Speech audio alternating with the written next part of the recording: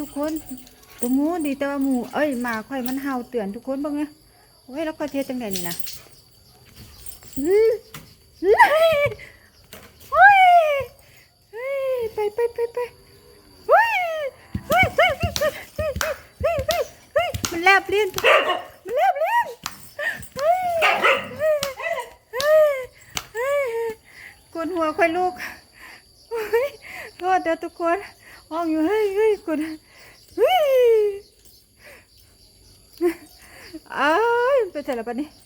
เฮ้ยปกนั่นนะคนหัวคนแขนค่อยลุกนะโอ้ยขอบใจหมาเจ้าของเด้อฉันบ่มีหมาเจ้าของนี่มันเลือกขึ้นเข้าในเฮือนรถได้หันนะเพราะว่ามันมีซ่องโหว่อยู่โอ้ยหมาค่อยเห่าห้องค่อยเลิกอันแง้มหน้าต่างเบิ่งว่ามันเห่าอย่างว่าฉันเนี่ยโอ้ยเห็นงูอยู่อันเรืออยู่โตะอยู่ทุกคนเอ้ยเป็นตาย่านแหะตัวน้อยๆอยู่มันหักแลบลิ้นเด้